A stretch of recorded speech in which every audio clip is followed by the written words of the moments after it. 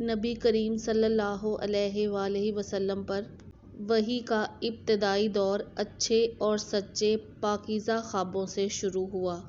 آپ صلی اللہ علیہ وآلہ وسلم جو کچھ خواب میں دیکھتے وہ صبح کی روشنی کی طرح صحیح اور سچا ثابت ہوتا۔ پھر من جانب قدرت آپ صلی اللہ علیہ وآلہ وسلم تنہائی پسند ہو گئے۔ پھر آپ صلی اللہ علیہ وآلہ وسلم نے غار حرا میں تنہائی اختیار فرمائی اور کئی دن اور رات وہاں مسلسل عبادت اور یاد الہی اور ذکر و فکر میں مشغول رہتے، جب تک گھر آنے کو دل نہ چاہتا۔ کھانا ہمراہ لیے ہوئے وہیں رہتے۔ کھانا ختم ہونے پر ہی اہلیہ محترمہ ختیجہ کے پاس تشریف لاتے اور پھر کھانا لے کر وہیں تنہائی پذیر ہو جاتے۔ یہی طریقہ جاری رہا یہاں تک کہ آپ صلی اللہ علیہ وآلہ وسلم پر حق ظاہر ہو گیا اور آپ صلی اللہ علیہ وآلہ وسلم غار حرا میں ہی قیام پذیر تھے کہ اچانک جبرائیل علیہ السلام آپ صلی اللہ علیہ وآلہ وسلم کے پاس حاضر ہوئے اور کہنے لگے، اے محمد پڑھو۔ آپ صلی اللہ علیہ وآلہ وسلم فرماتے ہیں، میں نے کہا میں پڑھنا نہیں جانتا۔ آپ صلی اللہ علیہ وآلہ وسلم فرماتے ہیں کہ فرشتے نے مجھے پکڑ کر اتنی زور سے بھی کہ میری طاقت جواب دے گئی، پھر مجھے چھوڑ کر کہا پڑھو۔ میں نے پھر وہی جواب دیا، میں پڑھا ہوا نہیں ہوں۔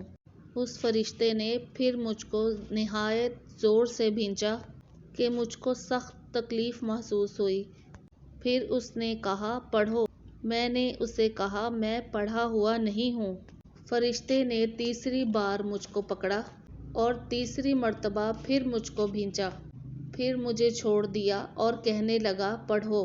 اپنے رب کے نام کی مدد سے جس نے پیدا کیا اور انسان کو خون کی بھٹکی سے بنایا، پڑھو آپ کا رب بہت ہی مہربانیاں کرنے والا ہے۔ بس یہی آیتیں آپ صلی اللہ علیہ وآلہ وسلم جبرائیل علیہ السلام سے سن کر اس حال میں غار حرا سے واپس ہوئے کہ آپ صلی اللہ علیہ وآلہ وسلم کا دل اس انوکھے واقعے کی وجہ سے کانپ رہا تھا۔ آپ صلی اللہ علیہ وآلہ وسلم ختیجہ کے پاس تشریف لائے اور فرمایا کہ مجھے کمبل اڑا دو، مجھے کمبل اڑا دو۔ لوگوں نے آپ صلی اللہ علیہ وآلہ وسلم کو کمبل اڑا دیا۔ جب آپ صلی اللہ علیہ وآلہ وسلم کا ڈر جاتا رہا تو آپ صلی اللہ علیہ وآلہ وسلم نے اپنی زوجہ محترمہ ختیجہ کو یہ سارا واقعہ سنایا اور فرمانے لگے کہ مجھ کو اپنی جان کا خوف ہو گیا ہے۔ آپ کی اہلیہ محترمہ ختیجہ نے آپ کی ڈھارس بنائی اور کہا آپ کا خیال صحیح نہیں ہے، اللہ کی قسم اللہ کبھی آپ کو رسوا نہیں کرے گا۔ بے کسوں کا بوجھ اپنے سر پر رکھ لیتے ہیں، مفلسوں کے لیے آپ کماتے ہیں، مہمان نوازی میں آپ بے مثال ہیں اور مشکل وقت میں آپ امر حق کا ساتھ دیتے ہیں۔ ایسے اتنی خوبیوں والا انسان یوں بے وقت ذلت خواری کی موت نہیں پا سکتا۔ پھر آپ کی تسلی کے لیے حضرت ختیجہ آپ صلی اللہ علیہ وآلہ وسلم کو ورقہ بن نوفل کے پاس لے گئیں، جو آپ کے چچا زاد بھائی تھے اور دور جاہلیت میں نصرانی مذہب اختیار کر چکے تھے اور عبرانی زبان کے کاتب تھے۔ چنانچہ انجیل کو بھی منشائے خداوندی عبرانی زبان میں لکھا کرتے تھے۔